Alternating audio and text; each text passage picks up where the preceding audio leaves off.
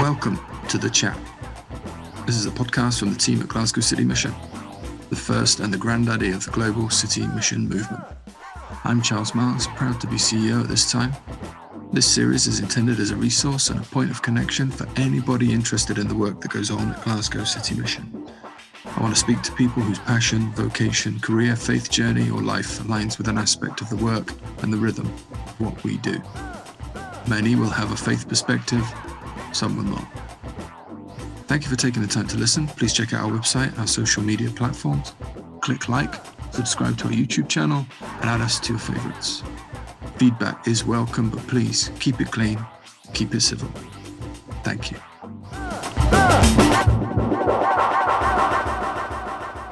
So, Kate, lovely to see you. This is Kate Mitchell, and this is The Chat. So we want to speak to people whose careers and vocations, interests, hobbies, passions, whatever, align with work that either the Glasgow City Mission does or the sorts of issues that impact people who would come and use Glasgow City Mission, or in fact, things that might impact volunteers, staff and things. And this today, I think, is a topic that has impact probably on everybody.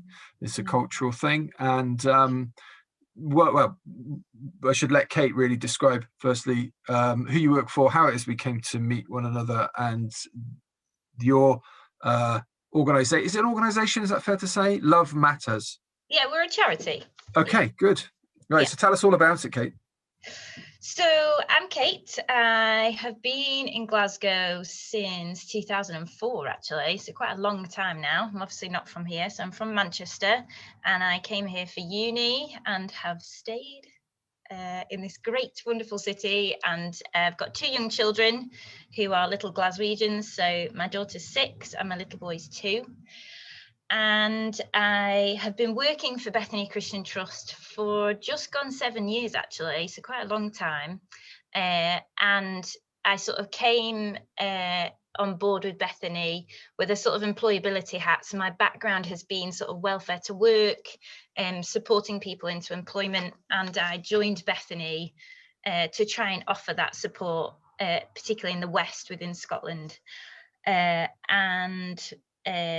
done quite a bit of work with St George's Tron Church of Scotland, and they opened their cafe in 2015. So that's when I first came back after my first bit of maternity leave, and supported sort of work placements and guys who were wanting to move into employment, and had probably had quite a big gap in their sort of employment history. And so I do a whole host of different things trying to support people towards moving closer to a job. And I had the pleasure of meeting Charlie when he was working in the kitchen there, and we had lots of good chats about bikes and things of the world. And and then my heart really has always been young people and teenagers. And I think probably when I first joined Bethany, I kind of thought that I would be doing a lot more stuff in that sort of realm. And at the time I was sort of doing various bits of youth work, and I trained as an educator to go into schools to talk about sex and relationships. And my sort of I had a sort of a realization at that point that really was my heart's cry, really, is talking to young people about those issues and about those things. And so over a long period of time, me and my friend Karen set up Love Matters, which is a charity that are about supporting young people in sex and relationships and helping them to work out what a healthy relationship looks like. So there you go. Wow.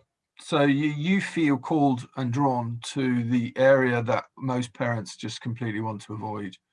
And yes. Pretend it doesn't exist, and hope that someone like Kate and a friend will turn up at the school and do all the dirty business for them and explain all of the intricacies. Yeah, I'm like, I love all of that stuff. I love talking to teenagers about sex. What the classic is having a teacher say at school back in my day, perhaps, who might have been a nun or something, and they come and tell you, and of course they then get brutally assailed, but they've heard it all before, and they've seen each generation of children come and go. Mm. What was it then that really put the light on, do you think, for you when communicating some of these things with young people? What, in terms of me recognizing that's my passion? Yeah, I mean, it's a pretty niche topic, and it's a It pretty is. sensitive, but it's a very sensitive topic for a lot of people, parents as well. It's rife with all sorts of pitfalls and problems. Mhm. And as a is it a Christian? Is it a self-consciously Christian? Is it upfront Christian organization, the charity that you're running, or is it a secular one? Or how is it Not matters. framed? Yeah. So our love for Jesus is at the core of everything that we do. And we are totally open about that. When we go into schools, the material we would use in schools is shaped by our Christian values, but it's not evangelistic within a school setting. And we recognize, that whole where Paul talks about, we've got to meet our audience where they're at, and we're not going into schools necessarily to share the gospel. We would love that opportunity, but our heart really is about trying to support and educate young people and give them the sort of tools and information. But our heart also is really to meet with young believers and young Christians, and share the good news of the gospel for sex and relationships, and to encourage them and support them, and recognize that it's really tough. Yeah. But going back to what you were saying, I think I didn't become a believer till I was in my early 20s. And I came to university at 21. So I'd worked for a bit, and I went backpacking in Australia for a year. And I came to university to do history and politics. And I got sort of halfway through my degree. And it wasn't the wrong degree, because I really enjoyed studying it. But it wasn't really what I was passionate about. And I think I sort of, in that journey when you first come to faith and you're working out who Jesus is and who you are in amongst all of that, and I guess also trying to understand your own journey in the light of a savior and a king, and understanding I guess your past, and trying to work all of that out, and going, okay, Jesus was there in amongst all of that, and how do I work that all out? So I think I think after a couple of years of being a believer, I sort of started to realize who I was and what I was passionate. And I think a big thing for me, my teenage years were quite difficult for a lot of different reasons. And I think a big thing for me was that if I'd had somebody say to me who Jesus was when I was 14, 15, whatever, things might have looked quite different. Mm-hmm. And so, ultimately, that's what I want to be for young people now. I want to be able to say, he is light and he is truth, and he can transform anything. And I guess in terms of sort of sex and relationships, so I sort of had realised that I wanted to work with young people. And so I did various different bits of youth work. I did some youth work with my church and stuff with Scripture Union. And after I graduated, I did a year team with Scripture Union, actually, and did a year out with them. And I kind of thought, I'd quite like to go into youth work. And I was like, well, I've got a history and politics degree, which is not massively relevant, but some people would argue it's not. But anyway, and so I was sort of trying to work out what I wanted to get into. And at that point, one of the youth workers I was working with had trained with a project called Evaluate, which was a program put together by CARE, so Christian Action, Research and Education. So it was a sex and relationships program that they had put together to deliver within schools. And was all about trying to open up questions for young people, and recognize that relationships look, very colourful and different, but that we would like to encourage young people to protect sex for marriage, and that marriage is a good thing. And so I did that within a school setting for a number of years. And I think during that time, I just loved it. I loved going in schools and talking to young people and having these really interesting conversations. And I think also helping young people navigate that side of things that's so complicated when you're a teenager. You know, it's complicated when you're an adult, but you know, there's a lot going on for you when you're a teenager. And I just absolutely loved it. And I sort of realized at that point, that's all I really want to do. So what does the so you might as well just jump straight in because you sort of brought it in. What does yes, you did.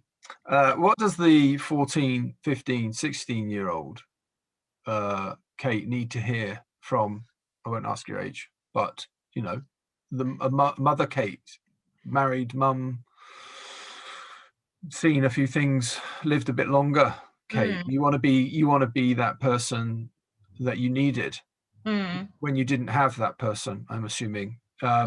And so what are the things that the young Kate is asking the older Kate to say to the younger person when you meet them? Or what are the sorts of things? That's a good question. I think it's sort of 13, 14, 15. I think the key thing for me that I desperately needed to hear was that I was allowed to exist and that I was valuable. And for various different reasons, I didn't get that as a teenager. And,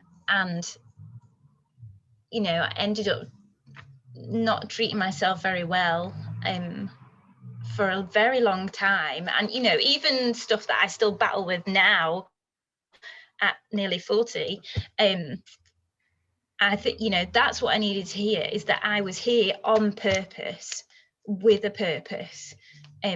That there were things, that my life was of importance and value, and that the things that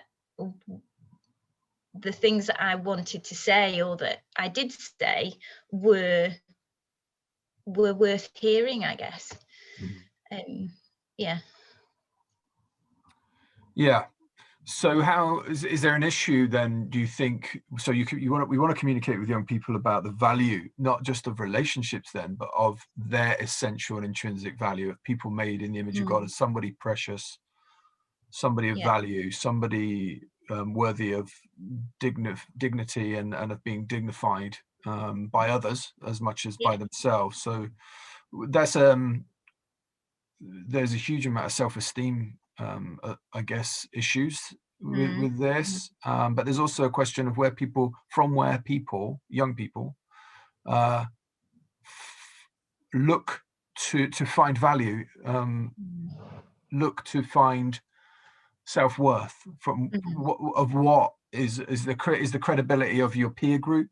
Is it because everyone else is doing X, Y, and Z on Instagram, or Snapchat, or whatever it is? Are these the sorts of things that you can even hope to begin to address, or do they come up? In terms of what? In terms of the work that we're doing within schools? Yeah, I think, to a degree, definitely. I think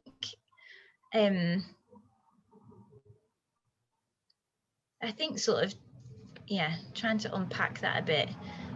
Like, I think one thing that does strike me now that's very different is this whole sort of social media side of things.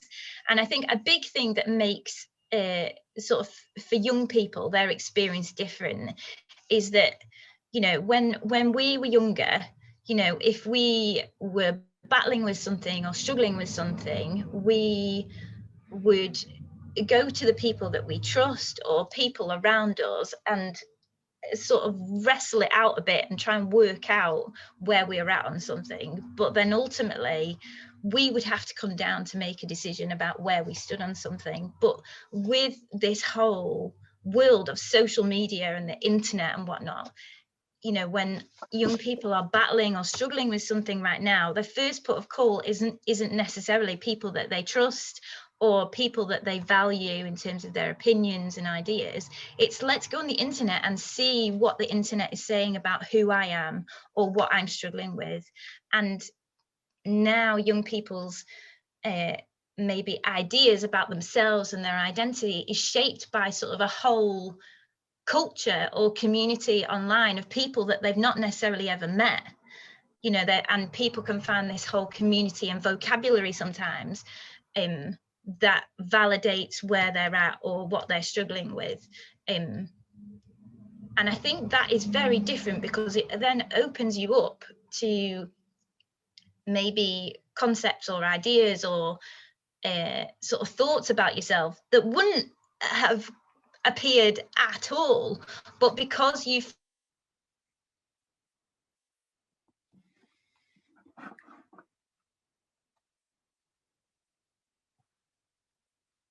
when I was a teenager, so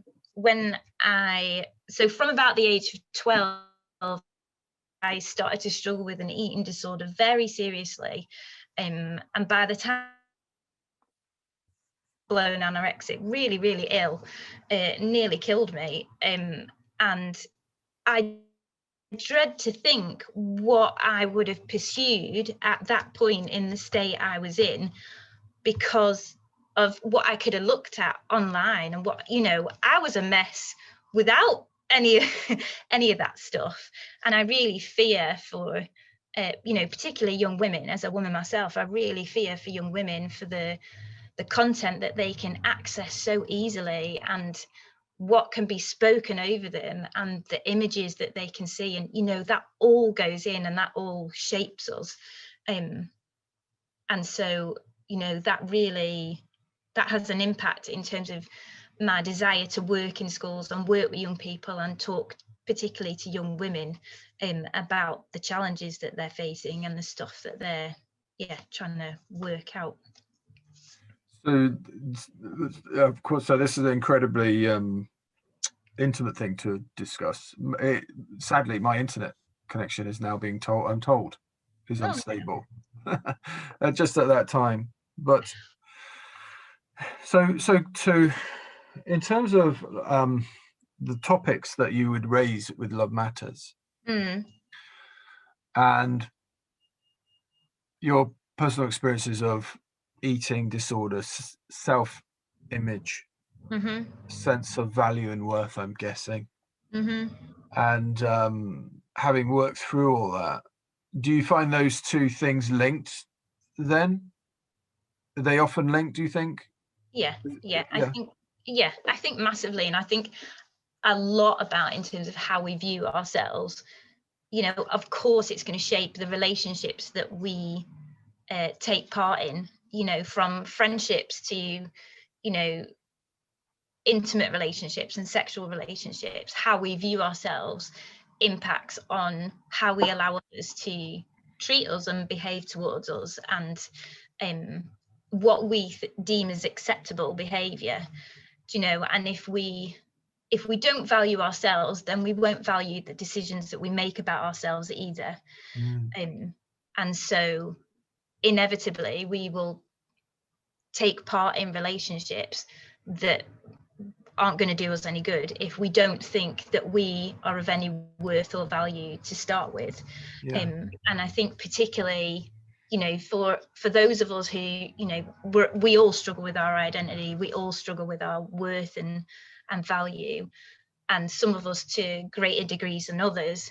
But in terms of the relationships that we form with each other, if you don't hold yourself in high regard, then you're going to take more risk-taking behavior, because you're constantly looking for that affirmation and that validation in relationships to go, well, I don't think I'm worth anything, but maybe this person does. And so if I spend enough time with them, they're going to raise me up, or they're going to help me feel complete or whole. And actually, if we don't think that beforehand, we certainly aren't going to think that afterwards or whilst we're in that relationship. And so I guess there's got to be part of my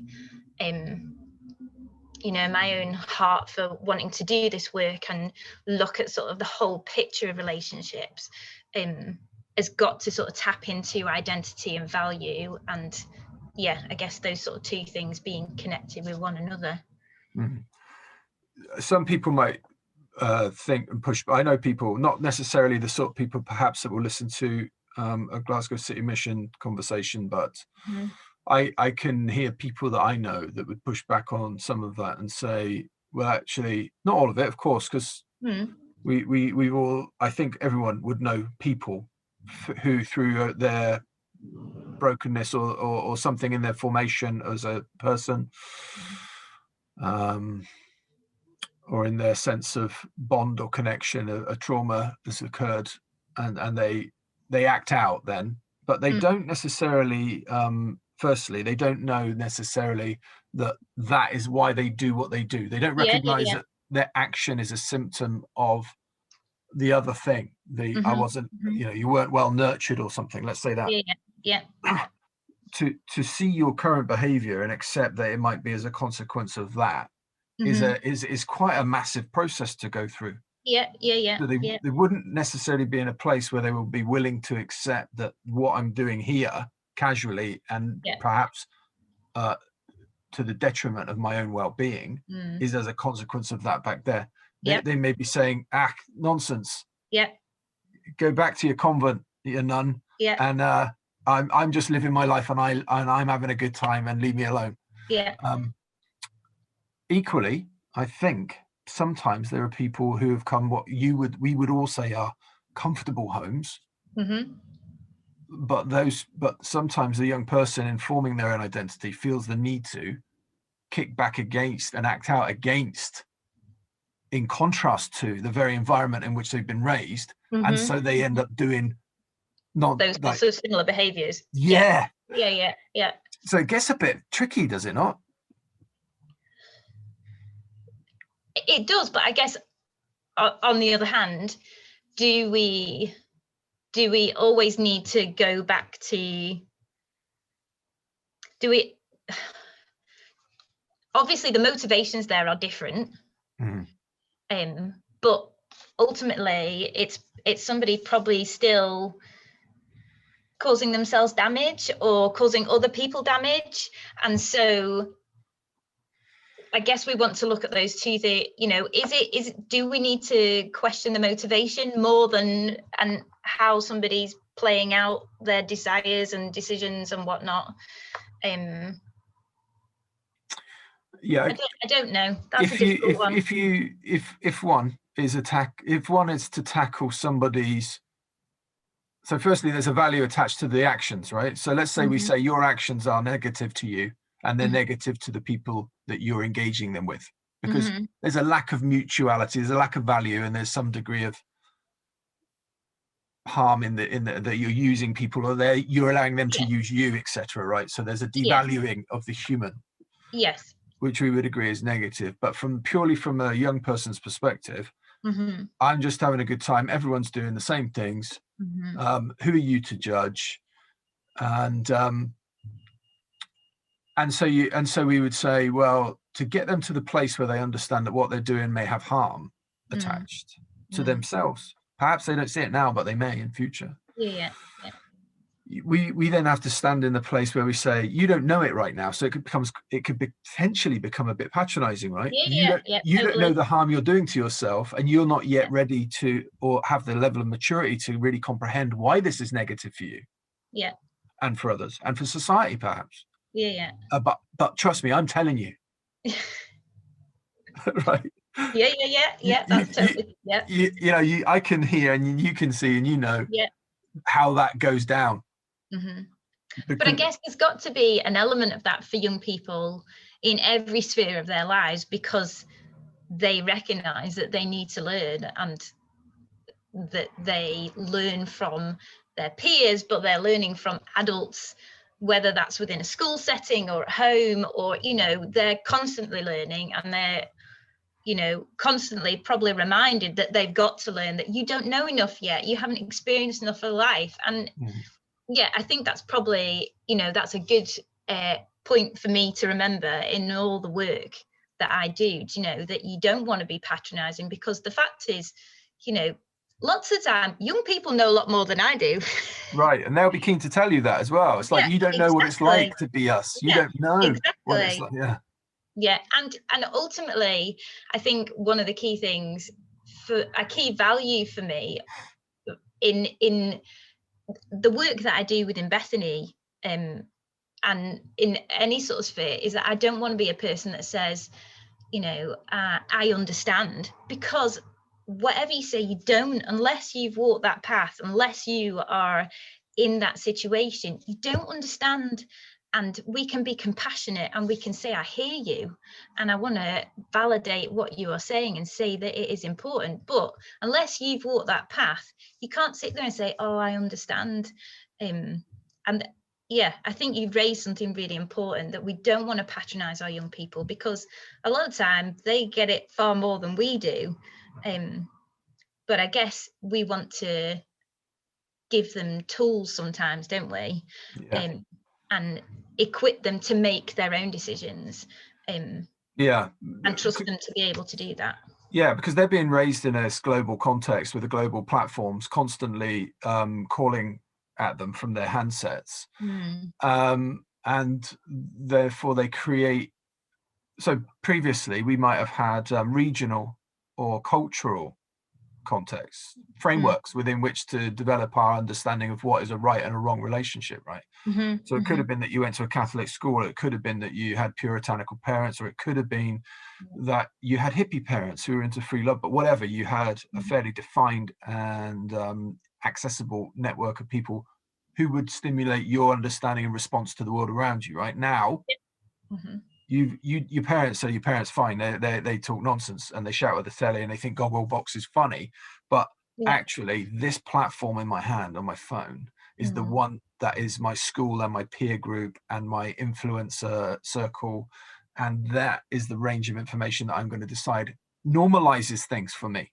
Yes, and that's what makes it so powerful. It's powerful, right? So it's powerful. Either they are reshaping, because we let's say British people, right, traditionally, famously abroad, known to be a bit, we don't really get naked like the Scandinavians. Do you know what I mean?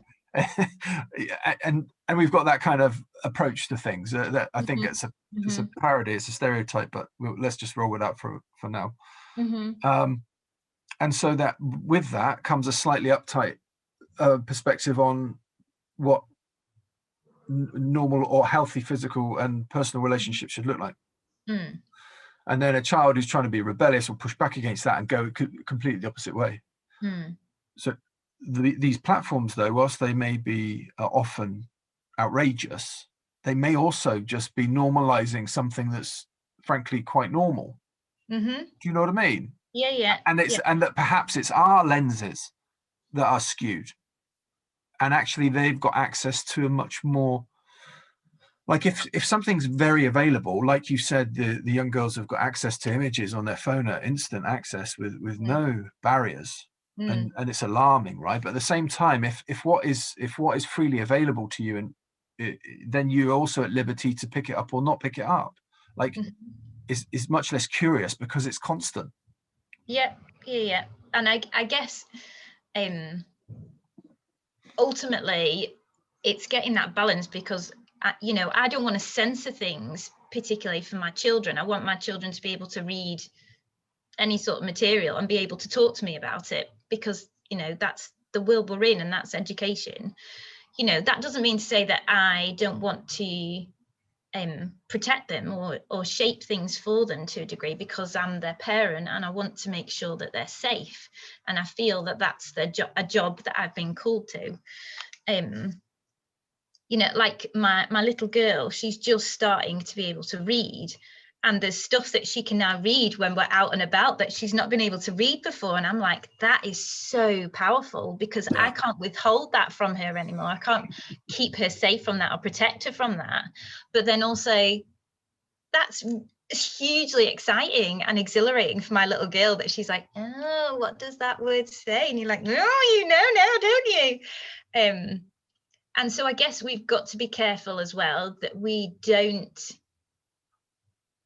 go the other way, where we've got this sort of culture emerging now where we want to clamp down on anything within society that we find offensive, and we are sort of almost losing a sort of debating culture in areas because something's considered offensive, whereas actually there's huge value in debate and in learning from one another and having different views and being able to communicate that in ways that are respectful.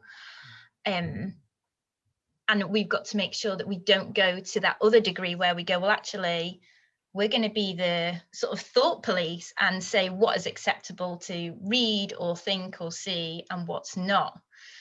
But then I guess we also want to keep that balance of, we still want to protect young people's hearts and minds, and there's got to be some there's got to be boundaries there, do you know? That's the whole, for me, with, you know, with the Lord, that he's all about boundaries. And unfortunately, there's too many people within society, and probably even within church, that don't see those boundaries as protection, but as rules, you know, they're always communicated as rules. Whereas actually, God's about freedom, but freedom within safety, isn't it? Yeah, we've got to, yeah, it's a difficult one. It is. Well, the whole topic is, and we're gonna, and of course, when we talk with one question, it bleeds into something else, and that's just the way it goes. But that's okay. It's a sort of what do they call that? A flow of consciousness type thing for that, and that's fine. It's challenging with young uns though, because as a person, so I went through a lot of stuff and did a lot of things, and I came to a place where I realized that those things were being destructive to me. And I felt it palpably. Yeah. Then I saw it, and then before I had committed myself to any form of faith or religion that could be named, I could sense there was a spiritual element to it, and I recognized it. Started to look for it, saw it, found it to be powerful, and then tested it, which would be seen to be foolish if you're being mentored or discipled. But you know, I was not being discipled. I was just a heart crying out, you know, for something. And it's when you start to not see you start to see your value of your own self. That's good. And then understanding other people to be of value as well, and their true value. I mean, as people, like I mentioned earlier, made in the image of God. Somebody's son, somebody's daughter, somebody's sister, not commodities. Yeah. And that starts to impact the way in which you view the disposability of relationship. I think that's one of an undermining thing. Yeah. Is a sense of the disposability and the casualness of things that are sacred, whether or not you believe in God. Yeah. They could still be put in the realm of the sacred, because of an intimacy truly explored becomes a sacred space. But in order to get to that place of exploring, I guess, a sense of mutuality, deep mutuality, of that reciprocity of giving and taking and moving away from around for one another. I always start going on about the Trinity now, so I'll just not do that. But inevitably ends up there.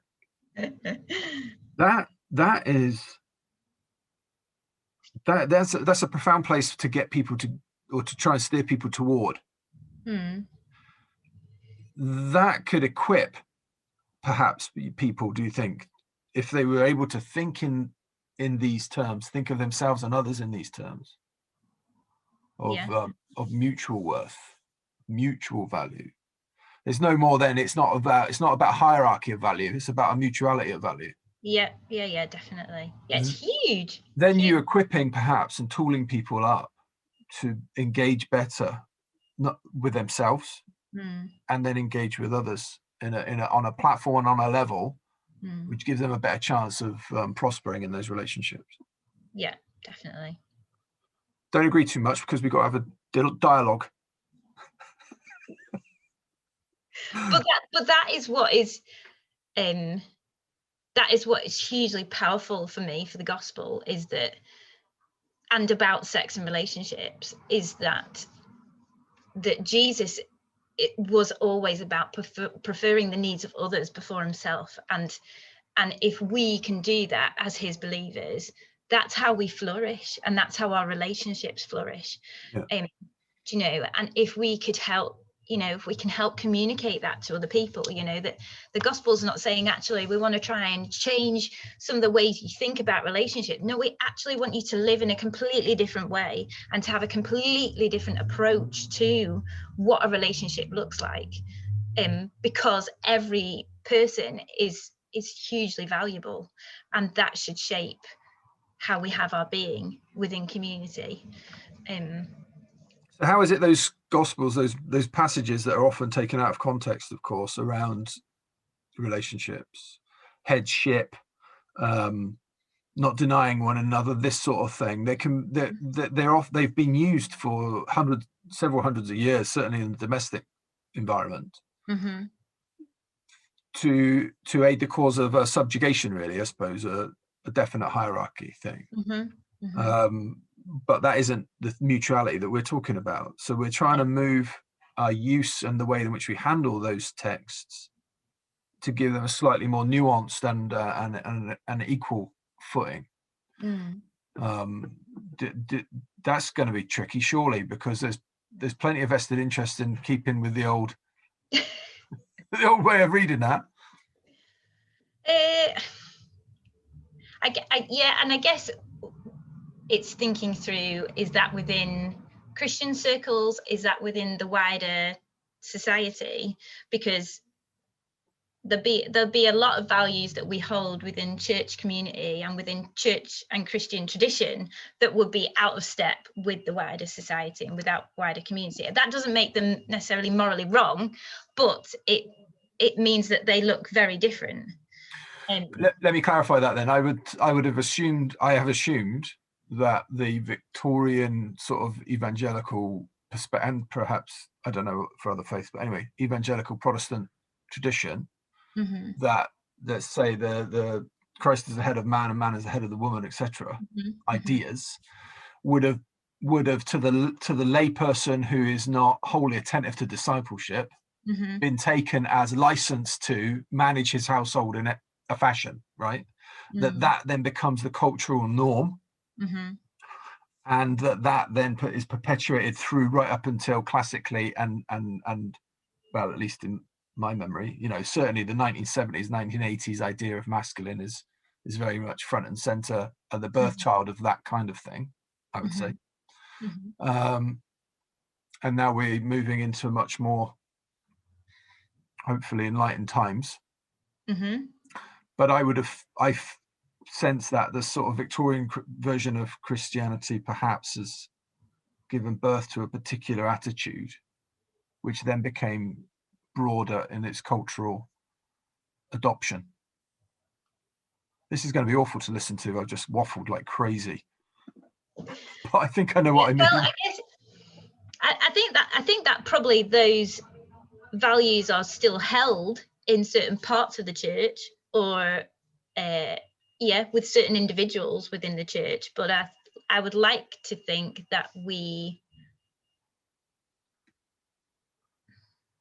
I think church certainly looks different now to what it did 50 years ago, whatever. Whose church?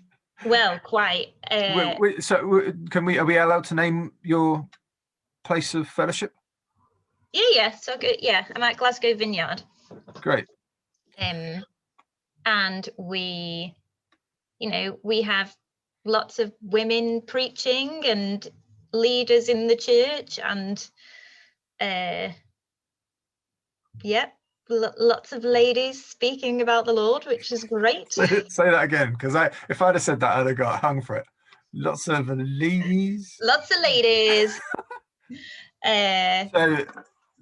So your sense is that generally speaking, 21st century Christianity in its contemporary forms is leaving all of that way behind, and that's not so much. Not all of it, because it is there in Scripture that it says, the man is the head of the household. But I guess it's that whole how we interpret it and whatnot. For me, my husband is the head of my household, and I want to come under. That doesn't mean that I'm oppressed. And every decision that we make as a unit. But I want to honour him as my husband. But he's called to love me as Christ loves the church. Yeah, you don't want that burden. You don't want that. But actually, we need to hold those two things at the same time, don't we? Sure. Yeah. And it's about honouring, and it's about respect, and that's got to come from both sides. And I guess, you know, for those of us that are married, it's got to be partnership, hasn't it, and friendship, and it's got to ultimately, if we are as believers to reflect Jesus and to reflect his character, we need to love one another in marriage and to serve one another, and that's in every area, isn't it? That's in, you know, in our sexual relationships, in our home relationships, in our relationships, you know, with others outside of marriage, you know, wherever we are, we're called to serve first. And if we could hold that within our marriages would probably look a lot healthier. Well, I mean, okay, I agree with that. Yeah. But this is a one hot potato of a topic. It's one hot potato. I mean, you could throw a survey out of 5, and you'll have 5 different views on it. They'd be nuanced. They might all agree that yes, it's written, but they would not agree necessarily on how it's worked out in practice. Yeah, and I guess, you know, this is not my specialist area at all. You know, I sort of know where I sit with things in terms of what the Bible says and what I've heard within the church community. And there will always be people that will either stand with you or disagree with you. And so, you know, this is definitely not my specialist subject. And even the areas that I feel like, you know, I'm pretty well read on that, I know what I'm talking about on that area. You know, the fact is, I'm not perfect. I'm not a theologian. I'm just me trying to work it out and trying to be authentic and true to who I feel God has called me to be. Yeah, and you feel that that's best done in the context of a highly valued mutual regard, as inspired by and guided by the Jesus you read in the text. Is that right? Yeah. There's 2 things I want to talk about. We should move away from headship of the home. Yes, because that's not where we started. That's not my thing, really. Yeah, no. I don't know how we ended up there. No. I can imagine now. See, I'm just going to actually, no, there's one more thing I want to say about that. So, do you think you can hold that view that you just espoused and be a feminist and I mean that in the best possible use of that word, non-pejorative at all, wholly affirmed word? Well, I think I am. I agree. I think you are too. So there'll be lots of people that would disagree. Yeah, they'll think that's an anathema. That's not possible. Yeah. But then, you know, there'd be people within the feminist community that don't think that you can be a feminist and be pro-life. And I totally think that you can. But, you know, yeah, maybe that's another conversation. You really want to get in the messy stuff. Okay, there's 2 things that we've not talked about properly yet. One is that was interesting to me because firstly I'd admit a wrong perception of what your charity was about to begin with, because I was under the understanding that it was trying to address or sought to address the harms that are brought to young people through pornography specifically. That is one of the things we're about. It's one of the things, but then more nuanced than that is the sexualization of young people. And speaking into that. So, and I've just got them slightly broken down into 2, albeit they are very, they flow into one another. But the sexualization of young people, how does that appear to you to have been an issue so great that you would feel led to start a charity like this? I think because sex is everywhere, and it is, I guess it's within everything in terms of media, and also the whole porn industry and the values that porn is communicating has just proliferated into sort of all areas of society now. And so we've sort of normalized things that would, you know, even 5 years ago be shocking, but now it's sort of all filtered in and all filtered in, and you know, and these things sort of seep into culture, and take root, and all of a sudden we're okay with it. Do you know, I was cycling to work a few weeks ago, and I was just coming into the city centre, and there was an advert for visiting a castle, so days out to a castle. And what did it have on the advert? It had this woman who was naked, sat down. You know, I couldn't see her entire body, but I knew she didn't have any clothes on, advertising visiting a castle. I'm like, what the dickens has this woman got to do with going out on historical trips to a castle? Nothing. But advertisers know I'm going to look at that because I can't help it. Yeah. Do you know? And the problem as well with print media is that I can't turn that off. Do you know? So I can remember a few years ago, there was an advert for a shop selling women's lingerie, and the image that they had used for the women's lingerie, in my opinion, was very explicit, and, you know, was sort of connected to BDSM and sort of the bondage side of things. And this advert was just down the road from school. And I'm like, do you know how many young people are going to walk past that image of a woman and go, that's what a woman can look like, and that's acceptable? Mm-hmm. How many children, you know, my daughter could see that, and I can't turn that off for her. Yeah. That isn't okay. And I think the sort of the growth of the porn industry and the accessibility of porn within society, it's such damage for our young people, because we've got all these young people who've maybe not even had their first kiss, but I've seen hugely explicit stuff online. Tell me how you've made the link between the advertising hoarding, Yeah. in the completely in the public realm, Yeah. and the porn industry. What do you sense is the bridge, is the link, is the normalizing thing there? I think we were sort of talking earlier about sort of the objectification of people, and we, you know, that is at its heart is pornography, isn't it? You know, it's not about intimacy, it's not about relationship, it's about objectifying and treating people like products. And I guess in terms of the print media, that heart is sort of seeped in, hasn't it, where imagery that we wouldn't say is acceptable previously is now, well, it's okay, isn't it? Because we might have it on some adverts on telly, and if, you know, it all just creeps in, doesn't it? Can I put it like this and see if this is I need to put it like this because for my own sake of understanding, but I'm cautious because I don't want to come across like some sort of Victorian misogynist. Anyway, let's see how it goes. Charlie is not a Victorian misogynist. Yay! I'm going to get you to write that on my first book, on the back of the cover. Yeah. Okay. Sorry. Go on. So let's just take a style presentation, like over made up, like the fake lips, the fillers, the contouring. Yeah. The way that we fake everything. Ultra fake. Yeah.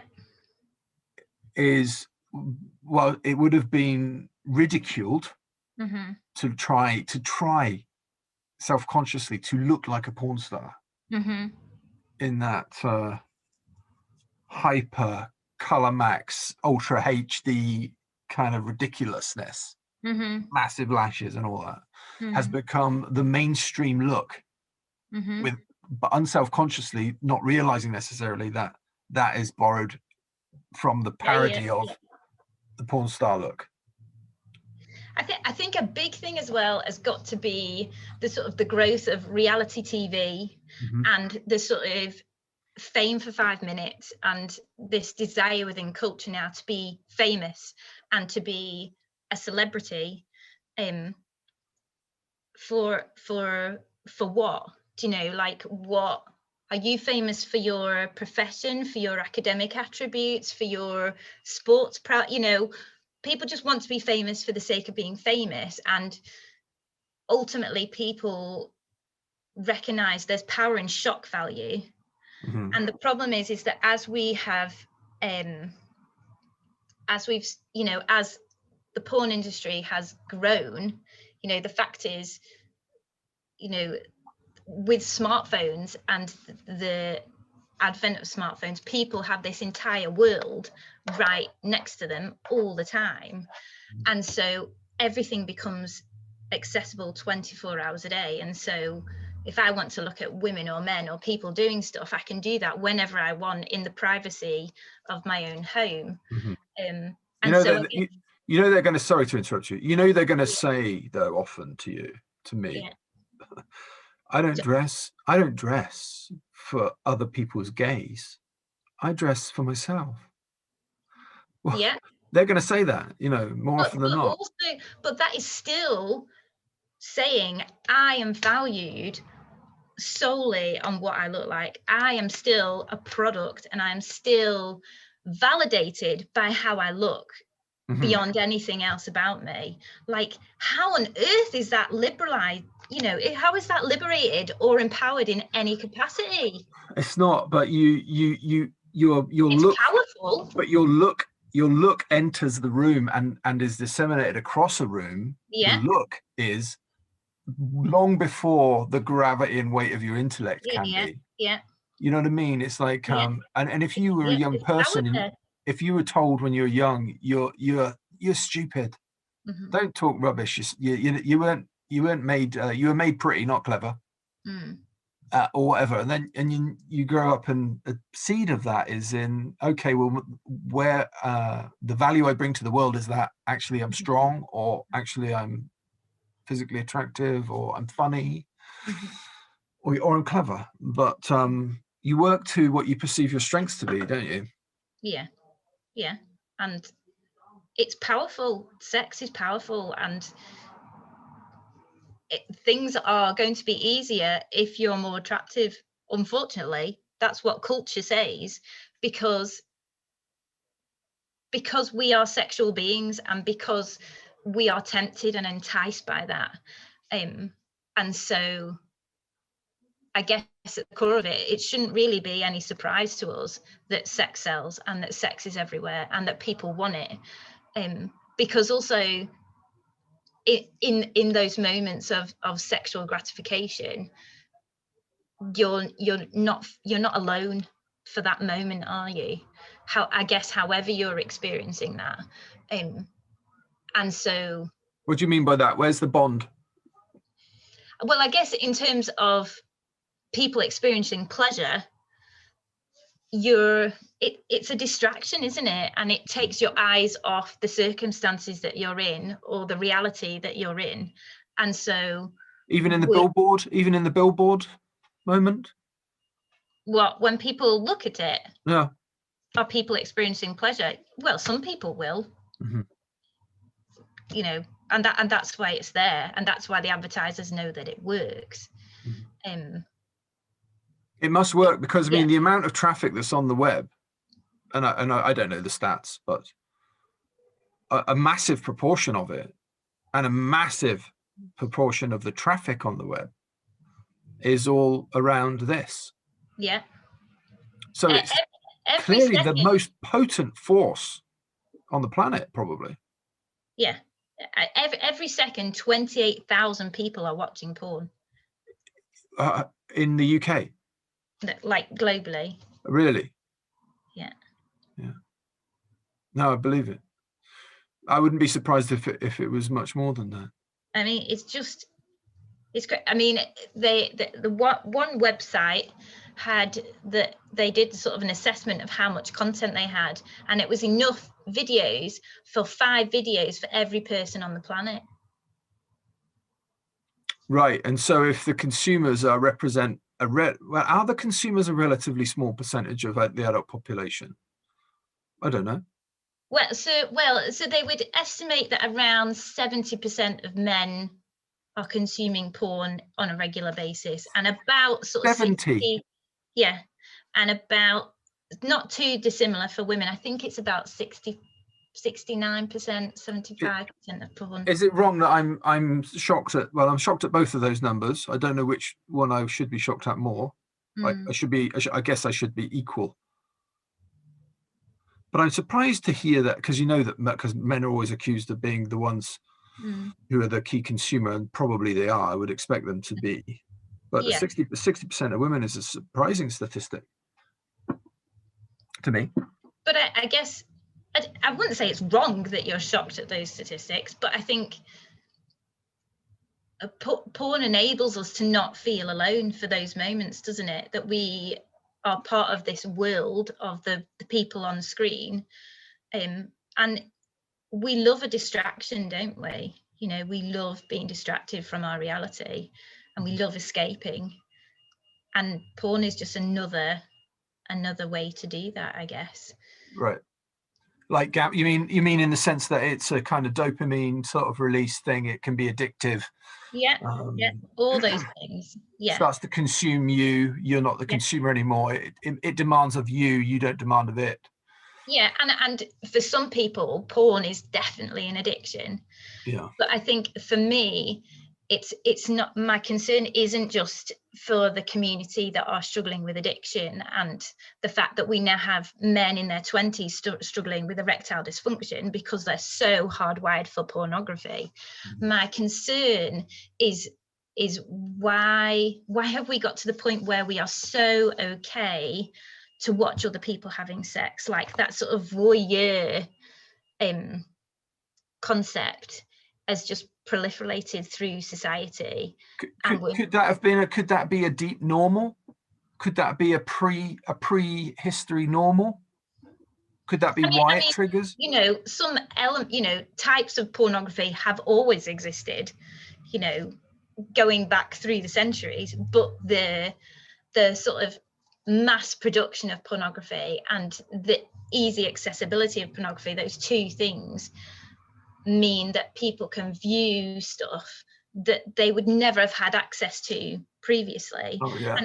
And I think I have concerns for young people, not just in terms of, they've seen all this content before they've actually done anything that would be considered normal in terms of sort of adolescent relationships and behaviors and growth, where when you're a teenager and you're working out, do you fancy someone, and how do I approach a girl or a boy, or those sort of people are going to lose those sorts of just normal courtship skills, because you can do everything you like with this without actually experiencing it in a physical, intimate, genuine relationship. 100%. I see that with I see that with the children. Now, I'm not suggesting this topic particularly, no, but the fact of the matter is there are people that we'll walk through, let's say, Braehead Shopping Centre, and we'll go, isn't that lad you play football with? And my boy will go, this is a couple of years ago. You go, yeah. I go, and you're going to say anything? You went, no, it looks stupid. Be like, but they'd already done the connection on their devices. Did you lose me for a second there? Yeah, sorry. That's all right. No, it went glitchy. The fact is that they would have done it. They did the communication, like on some fashion, but without doing eye-to-eye contact, without engaging in face-to-face interaction. Which would feel awkward and weird, and you've got to look at each other in the eyes, and there's too much intimacy involved in it, and it's sort of paralyzing in a way. And I do wonder, because whilst my lad and my daughter are very sociable and able to hold conversation with people, I think there'll be a lot of people who lack, say, self-assurance, confidence, self-presentation skills, who will just at all costs avoid the potential ridicule of getting a real life interaction wrong. Yeah. And then recourse to the screen instead, which is deeply troubling. I think we have to be careful though that, you know, that for young people these days, you know, they've always grown up with mobile phones, they've always existed, and the sort of social media side of things, you know, they don't have their life and their digital life, you know, that's one. Yeah, they're just part of it. And Yeah. I guess we also have to be careful that as older, more experienced people, that just because are the ways that maybe you and I would feel are the best ways to connect with others is sort of face to face and in person, that we don't place that on our young people and say, well, we know best. And because there is, you know, as much as I don't use any social media, I have never been on Instagram, I don't know anything about it. Just, you know, revealing I run this charity talking to young people and I'm totally out of touch, but actually I don't use all of that for lots of different reasons. But there's lots of good that comes from social media, and there's lots of spaces where young, you know, people who maybe don't feel they're able to connect or relate in are able to find space and solace and welcome on those platforms. Mm-hmm. And that's good. And, you know, are sort of being able to encourage and share and stay in contact with people, that's all good. You know, one of my good friends moved to Australia a couple of years ago, and I know how she's getting on, and she sends me pictures of her kids, and I know what, you know, the fact that lockdown doesn't look quite the same out there for them, and she's off to the zoo, and I'm like, great, I'm really pleased for you while I'm stuck in my house. But that's incredible, and that's such a gift. And so I guess we have to be careful that we don't just go, it's all bad and all the things that young people are doing with phones and social media are wrong. Yeah, because they're pioneers. They're working out how the we do this from going forward. Yes. They're working out the new forms of language. Don't put a full stop at the end of a message. You know, don't leave it open like this. Do this. You know, there's a whole new etiquette. Don't just give me a thumbs up because it's too, like, cut me down. All sorts of things I'm hearing. I give people thumbs up. I know, I do too. And it's like, but they forgive you because you're not a part of that generation. But then if they did it to one another, it would be seen as a diss and stuff. I agree. We going back to what we said earlier, which is to the imposition of our own value system on a group of people who are actually working a whole lot of stuff out that's never been worked out before, and actually needs to be worked out. And it's better that they do the working out, frankly, because who are we to tell them? So just going back to the billboard then, and the sexualization of young people and how that bleeds into pornographic imagery and the harm it can do. Is it problematic because a person walking down the road who doesn't conform to the sort of imagery that is being presented feels undervalued, devalued, or bullied even by it, by the very presentation of this example of whatever is perceived to be perfection, is diminishing to the person looking who doesn't feel like they fit that, or to the girl who does identify with that figure, makes them think that that's what they should be doing because that's where they'll find value and worth. These are the toxic ways in which it's both. Is it? Yeah. And I also think it's also damaging in terms of expectation for young people to go, well, I should expect my partner to dress or behave or act in those sorts of ways because society and media is telling me that that is an acceptable way to carry yourself and dress and behave and interact. And so it's damage, I guess, on all those levels. You know, it's that whole, you know, images are doctored and changed and photoshopped, and the person becomes unrecognizable from, you know, there's the video that Dove did a few years ago where they take a picture of the model and then you see the process that the image goes through, and the woman at the end looks very different from the woman at the beginning, and it's like, well, who said what's wrong with this initial woman? What is wrong with this beautiful late, why do we need to change her? And why do we need to create something that isn't real? And we've got all these young women going, I need to be something that doesn't exist. Because as I said earlier, I had enough trouble with my eating, my perception myself and whatnot, without social media and that whole side of things. Right. It is no surprise to me that self-harming has increased, because we now have all these young people trying to be something that doesn't even exist. Yeah. How is that not going to cause harm? Yeah.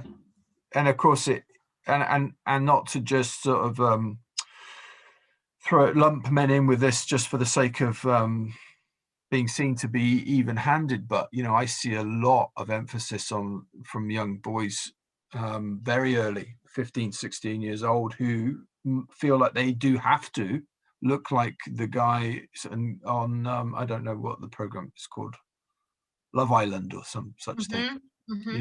They've got to have a very particular, very manufactured look to themselves, and are racked with insecurities around why they're not, wishing they were something they were not.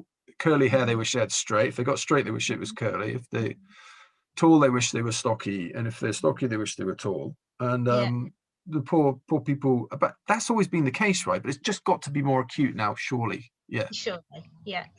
I mean, talking about sexualization within society, the fact that a couple of years ago there were more complaints to Love Island about them smoking on screen than people having sex on screen says to me where we're at as a society, that we're more shocked that people are smoking than people having sex on live television.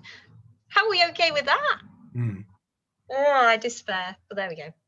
Yeah, it's very challenging. So to speak into that arena is to stand, is to face potentially the accusations of all that come with it, prudishness and old-fashioned and all the rest of it. Do you ever get any of that when you've addressed young folks? No. You must be doing it in a way that they're happy with. I think one thing for me is there are definitely those values, and there must be people that think that about me and about the work that we do and whatnot. But I think our work is very relevant. Our work is very accessible. So we use a lot of the materials from. So there's a charity down in Manchester called the Naked Trees Project, and so we use a lot of their materials within schools, and their materials are very accessible and slick and are genuine and real. And I'm not shocked by any of the content and the stuff that we talk about. It wouldn't be everybody's cup of tea, and but on the other hand, I've had teachers within schools think that we might make kids curious about pornography, and I'm like, if you think we're going to make young people curious, what you do got you no think? clue. No, you're like, one of the presentations we took into a school all about the sort of lies within pornography, so to do with women's bodies and men's bodies and sexual acts that they perform, and all those sorts of things that lots of people wouldn't necessarily like to talk about. And what one of the teachers was like, well, we were a bit worried that this might be a bit too offensive or shocking or sensitive, and you're like, well, we're just being genuine about what the content is. And so there's probably lots of people that think that I'm far too outspoken and graphic and rude and all these sort of things, and I'm like, well, I'm just trying to be real. But I guess on the other hand, in terms of my values, people would probably think there'll be lots of people in society that would think that we are too conservative with a small c and traditional and outdated. But I think, the gospel is as relevant now as it has ever been, and people are always hungry for truth. And for me, the gospel is that it's the good news and it is truth. And in the context of what you do, in the context of this work, how is the gospel truth? What is the liberating message to the person who is, unbeknownst to themselves, held in captivity and bondage by the expectations and the influences coming from outside constantly? Barrage. I guess the gospel for me is truth in terms of how we value ourselves. First and foremost, is that you are made in the image of God and you were bought at great price. That Jesus went to the cross for you and you are valuable. And if we can hold that about ourselves, then we're able to see that actually the way God's calling us to live as believers is about protecting our hearts and protecting our minds. And I think one thing that makes me sad sometimes is that I feel there aren't enough people within the church that are confident that the gospel is good news for sex and relationships, that actually keeping sex within marriage is about protection. And that I was listening to something a week ago, and the Glenn Scrivener, who's Anglican, I think he's an Anglican minister, and he was saying sex is a proclamation of our marriage vows. And I was like, yes, that is it. Sex is this wonderful joy. This is, sex is holy fire, and it's wonderful and it's glorious, but we've got to keep it protected. And God says that's why we keep it within marriage, because if you awaken love too early, you're going to start stealing away from that precious relationship. The more we fritter sex about, the more we share it about with others, we detract from its value inherently.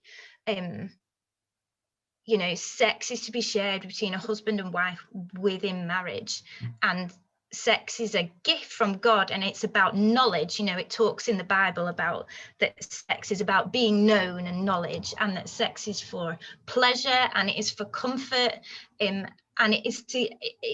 it protects us from temptation within marriage, but it's to be kept within marriage. That it's this sacred thing, part of that covenant relationship. And so as we take sex out of marriage, it's no surprise that there's a lot of damage that can be done, that we can be violated, that we can be left vulnerable and hurt. And there's the emotional consequences of that, and there's the physical consequences of that as well. We open ourselves up to STIs and unplanned pregnancies, and we start to break down family relationships, and there's huge amounts of consequences when we take sex out of where it should be. And so for me, the gospel is all about freedom, but it's about being within safe boundaries to do that. There is a view from some outside the churches looking in, especially when it comes to dealing with young people, that you're just terrified that everyone's terrified of their young people going off to university because they're just going to run amok, because they're going to do the stuff that you've been telling them not to do, because of course you tell them not to do stuff, they're going to want to do the stuff. And then you and I shared a bit of a joke in the previous call, and my scenario is that when the youth get together in any kind of event, let's say it's down in Shepton Mallet outside Bristol or something for some big event, all of the young Christians of age are busy about looking, is that the boy for me? Is that the one the Lord has for me? Is that the girl the Lord has for me? And really it's all about, really, when you boil it all down, it's that they want to get their jiggle on, don't they? And and if you can put it in some sort of spiritual gloss on it, all the better. But frankly, but then what can happen is, they're very hungry to find the one the Lord has for them, get married young, have their children, wake up at 35 and feel very unfulfilled and think, this has just been a dry old dirge for ages. I'm not saying this is I'm not saying that's how it is, but there must be plenty of people. I think there is so much within the church about getting married and being a married couple, and first and foremost, I am married, and so I don't I feel utterly unqualified to speak on behalf of single people, but what I know from friends of mine who are single is that they can feel very excluded from the church community because they're not in a married relationship and they don't have children and those sorts of things. And so I think, you know, when I first came to faith and I met people who were my age and who were married, this was like out of my mind. I was like, you're married? I was like, I only just worked out who I am. Yeah, right. And so, you know, that whole side of things is very different to the world. And so I think it's the value place on it as well. And actually, you know, we're not all called to get married. You know, some of us are called to singleness. Some of us will find ourselves single in later life for various different reasons. Yeah. And unfortunately, singleness is portrayed as you've been left behind, whereas actually singleness is a real gift. You know, it talks about that within the Bible. And it's painted so poorly within society and within the church. And that, you know, I think that has to change. That's got to change. And we need single people to have voices within the church community more, to talk about relationships more, because who understands things better than me in terms of saving themselves for the King and saying, I am absolutely committed to the gospel, whether God brings a person into my life to marry or not. Like, on you go. Like, you know, I want to hear from you. And so I don't think we hear nearly enough from voices of single people enough, you know, and it's just put on this pedestal as up there above everything. The idealization of marriage and nuclear family. But it is in lots of, you know, lots of us have that desire. Lots of us want to get married and find a partner. And I think, you know, the fact is, if you are a believer and you're looking within a Christian circle, you know, it can't be all that you're after. It can't be your sole focus and purpose, because actually our sole purpose has to be the King, has to be seeking his kingdom first and trusting that God knows you enough and knows you better than you know yourself and knows what you need in your life. And so we can pursue the King. We have to trust that he will bring into our path what is right for us, whether that's marriage or not. But I will also say to those Christian believers, go and search for another believer in a Christian circle, rather than looking out into the world and thinking, oh, well, I could just meet somebody and I'll share the gospel with them and they'll become a Christian. And you're like, yeah, do you know how many times I've known that to happen? But all these pitfalls, all the pitfalls that we've mentioned for the secular young person moving into a dating stroke relationship intimacy context, there are pitfalls and dangers and problems there that I was just really throwing it in there, that for the idealized version of the Christian marriage that we might want to present, equally you might speak to a straw poll of monogamous Christian husband and wife sets, and actually dig a little deep, and after the Sunday service things are not good, you know, things are not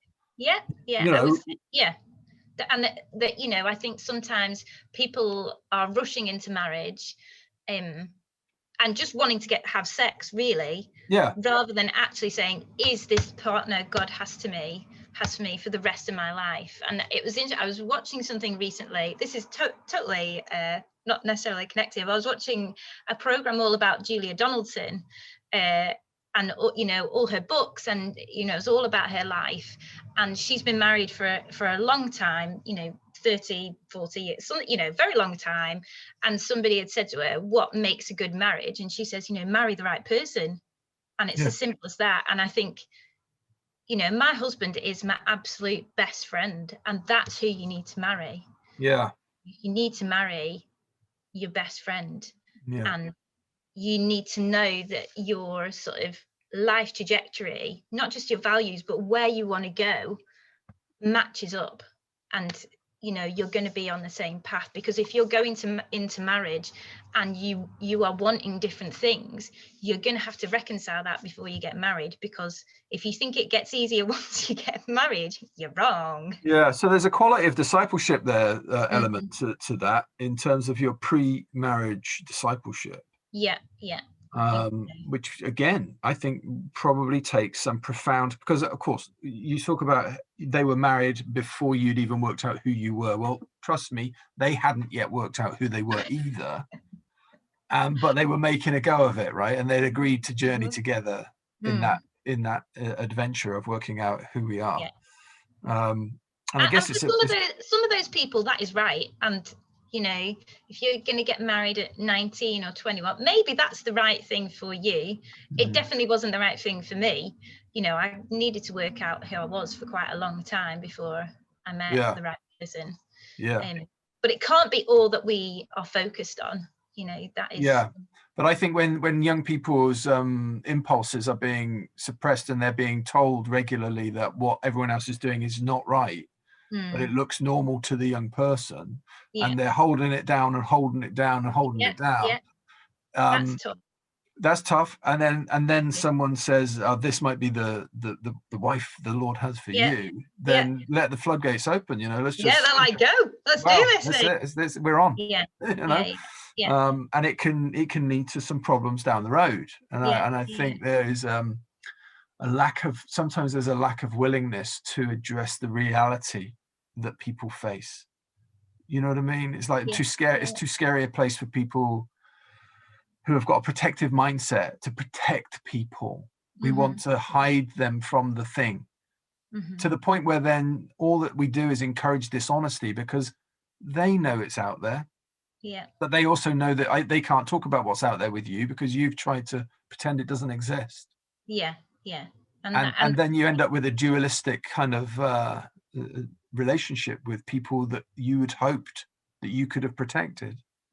And instead you've created a barrier of a whole area of conversation, of deep intimacy and human relationship, where you can't speak into it anymore. So it's a great challenge. I think the work that you're doing is obviously amazing, and but I don't know how I'd even begin. I'd just start blushing, I think, if it was me doing it. Tell me how you, just quickly, because I think we've been rabbiting I've been rabbiting too much, actually. It should have been more you. So how did you come then from being a student in Glasgow to then a profession of faith and walking with the Lord? So I became a Christian. So how did I come to faith? Yeah. Well, this is so I became a Christian just about a year before I came to Glasgow.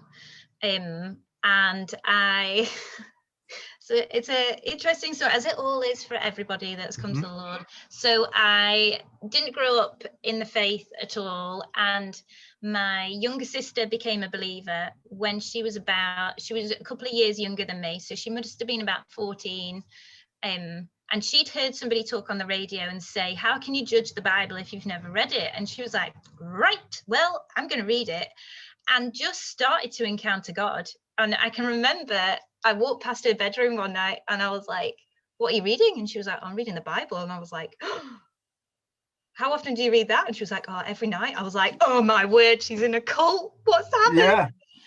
So anyway, I after I finished school, which was not a good place for me at all. I finished school and I went to college, and I met a load of believers at college who really loved Jesus, and told me about this quite a lot. And I did go to a Christian concert, actually. My friend managed to get me along to this Christian concert, and I can remember going in and lots of people were like, "Oh, so you're a Christian?" And I was like, "I've been christened." I was like, "Yes, I'm a Christian." And then we went into the concert and everyone was like, "Praise the Lord," huh? And I was like, "Whoa, I'm definitely not a Christian." No. And after that, Can I just say that by that measure, then nor am I, because I find that very, It was very, very alien to me. I'd never experienced anything like that at all. I'm obviously sort of trying to condense this a little bit. So I finished college after I finished my A-levels down in England. I then worked for about a year, and I worked in a hotel and then a pub, and I decided I wanted to go traveling. And so I worked ridiculous hours and saved up a load of money so I could get my visa for Australia. And so I went backpacking to Australia and New Zealand for a year. And I got to New Zealand, and it was the first time I sort of had realized that you can sort of go anywhere, but you can't take your past, you can't take your mind away from yourself. It doesn't matter where you go. And so a lot of stuff to do with my upbringing and all my eating. So my eating was really bad at this point when I arrived in New Zealand, and I was having treatment with a psychiatrist, and I terminated that and said, oh, I'm going to New Zealand to learn to surf, and see you later, and I don't care what you say. So anyway, so I got to New Zealand. I was in a really bad place, and ultimately was like, I could either end my life or I could find out about Jesus. And so I was like, I need to get a Bible. And so I went to a secondhand bookshop in New Zealand and got this little Bible. And I opened the front of it, and you know where it says all the sort of like, if you're feeling sad, go to this. And so I can't remember, it must have been something about if you're struggling with anxiety, or, you know, something along those lines. And so I turned to Philippians 4:13, that you can do all things through Christ. And at that point, I didn't even really know who Jesus was. I didn't know that I could be saved or redemption or any of those things. I just knew there was power in his name. And so, and at any point after that, if I was struggling with anything, I was like, well, if I can't get through this, Jesus can. I just knew Jesus could help me get through. So after that, I just continued traveling in Australia, and I went and worked in some country pubs for a little while, and then and I got together with this gold miner, like you do, and he's the gold digger this time. Yeah.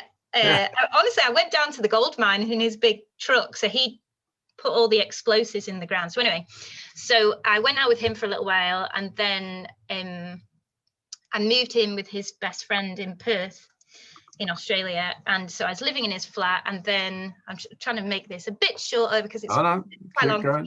And so I was living with his best friend in his flat, and we had planned to go traveling together. And then I finished my shift at the pub early one night and came home to find him sleeping with my friend. And so that all fell apart. And at that point, I just didn't know what to do. You know, I was on the other side of the world. I was 19, on the other side of the world, on my own.